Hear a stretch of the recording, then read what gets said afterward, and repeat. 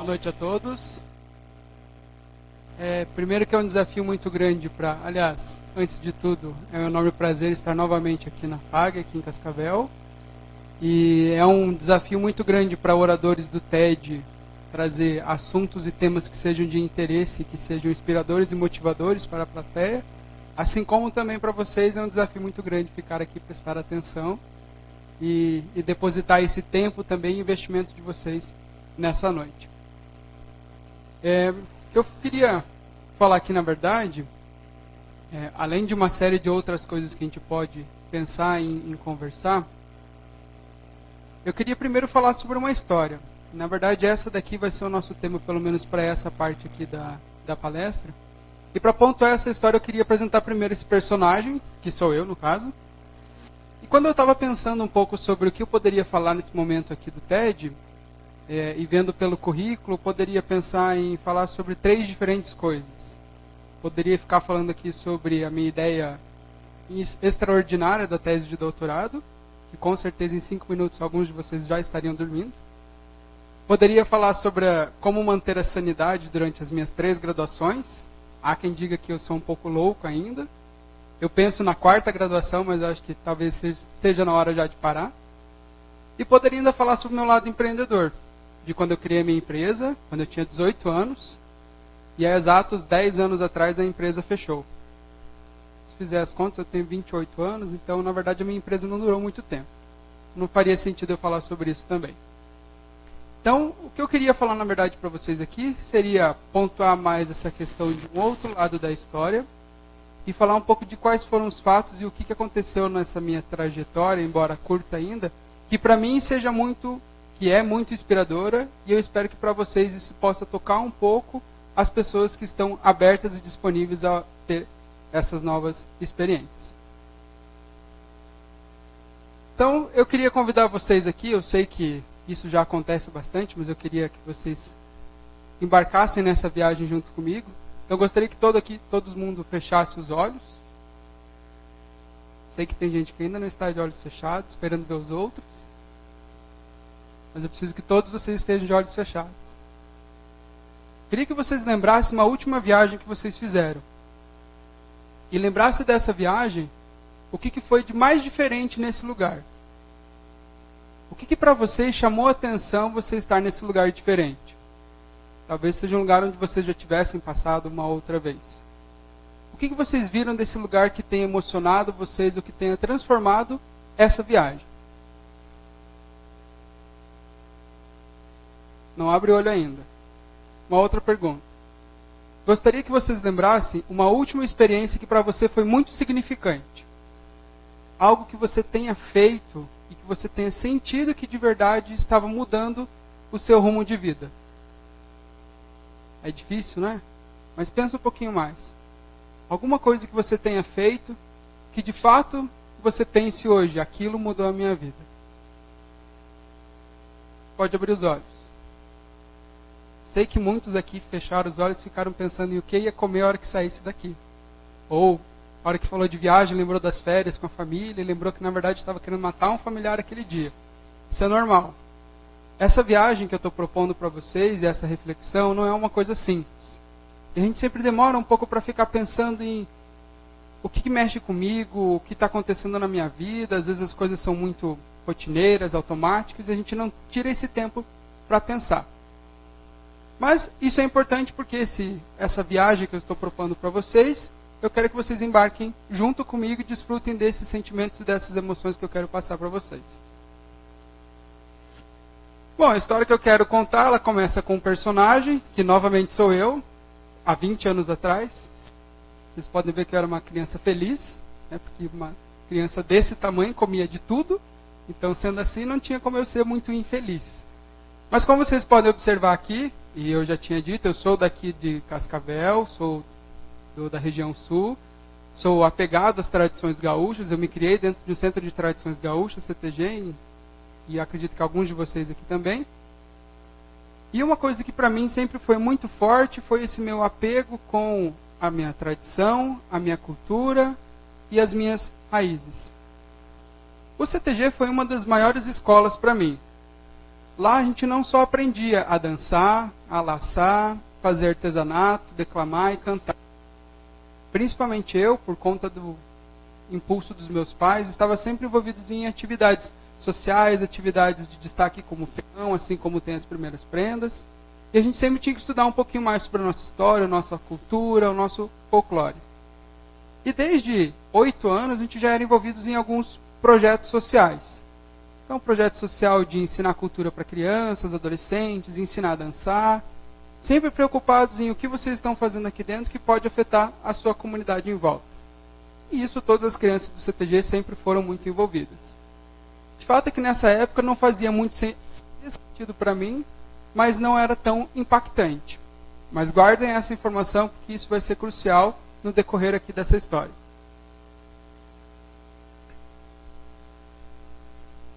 Essa foto, por si só, ela é carregada de muita emoção. Para quem já conhece uma outra história minha, vai lembrar de um documentário, vai lembrar de uma campanha de alguns anos atrás. E há um momento em que, quando eu tinha 20 anos, fui diagnosticado com uma doença grave, crônica.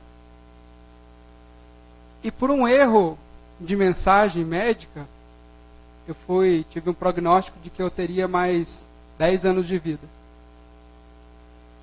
E é duro ouvir isso. Na verdade, hoje eu sei que isso foi um erro de mensagem. Talvez o médico tenha falado, você vai viver até 100 anos. E eu só ouvi 10. Eu me apeguei nos 10 anos e segui a vida. O que mudou de lá para cá, na verdade, a partir daquele momento, foi de que eu comecei a pensar, bom, se eu tenho só mais 10 anos de vida, o que eu vou fazer nesses meus próximos 10 anos? E isso eu fui cada vez multiplicando os 10 anos. Claro que não passou muito tempo de lá para cá. Mas o que mudou para mim foi que eu comecei a pensar, o que eu estou fazendo, o trabalho em que eu estou, a faculdade que eu estou fazendo, isso tem algum significado para mim? Qual é o meu propósito de estar aqui? Eu já vinha fazendo alguns trabalhos voluntários durante a minha jornada acadêmica também, e nessa época eu já estava quase saindo do CTG, porque havia incompatibilidade de horários. Mas isso voltava para mim. A partir desse momento eu comecei a dar um novo significado para as coisas que eu fazia e as decisões que eu ia tomar. A partir disso, claro, como eu falei para vocês, isso já é uma coisa que é construída da minha identidade como criança, mas ficou muito mais forte a partir dos 20 anos. E um novo propósito, que aqui eu quero apresentar para vocês, que é o voluntariado. Então, desde os 8 anos eu venho trabalhando em projetos voluntários e ele tem se intensificado nos últimos anos. Então, a gente pode ver como voluntariado cultural, da época que eu ensinava crianças a dançar, voluntariado social, quando eu já era mais velho, ia até asilos de idosos ou disponibilizava um tempo meu para ensinar pessoas mais experientes de terceira idade para dançar. Voluntariado educativo, quando eu era acadêmico de um dos cursos e depois acabei virando professor também, a gente tinha um projeto para ensinar jovens carentes de escolas públicas a como se preparar para o primeiro emprego. Voluntariado profissional e humanitário, e o global, que são os últimos que eu comecei a desenvolver, que é trabalhar em ONGs, trabalhar em projetos relacionados com o desenvolvimento sustentável e os objetivos da ONU, e o trabalho voluntário global, que é você se inserir em algum projeto internacional para, de alguma forma, ajudar as pessoas do mundo também. Eu poderia ficar aqui mais 30 minutos falando sobre cada um desses projetos, mas eu vou me ater nos últimos, que é o voluntariado global e humanitário. E aqui eu quero trazer para vocês algumas emoções e alguns aprendizados que eu tive durante esses últimos trabalhos. Novamente, se eu pudesse aqui falar também das histórias engraçadas de cada uma deles, a gente teria mais algumas horas também. Então eu vou me ater a alguns pontos somente. Bom, o que eu aprendi, um dos primeiros pontos, que hoje as pessoas elas dão um pouco mais de apelo para isso, que aqui eu chamei de humanidade, é o senso de que você faz parte de um mundo, esse mundo é real, e o senso de que as pessoas que estão à sua volta, elas são tão importantes para você como você é para elas. A partir do momento que você começa a viajar e conhecer diferentes culturas, diferentes países, diferentes pessoas com histórias de vida diferentes, você começa a transformar também a sua vida. Nesse exemplo, nós temos duas artesãs, uma peruana e uma artesã árabe, que é da região da Jordânia com a Arábia Saudita. As duas, assim como eu tinha a minha mãe e a minha avó dos tempos do CTG, se preocupavam com o apego da sua tradição, a sua cultura, desenvolver seu próprio artesanato em casa, e a diferença é que aqui elas dependem disso para viver. E os projetos que a gente estava envolvido para trabalhar era para ajudar que essas artesãs conseguissem continuar inseridas no mercado local ou regional para vender seu artesanato e não serem combatidas por produtos que são produzidos de forma industrializada da China e de outros países industrializados.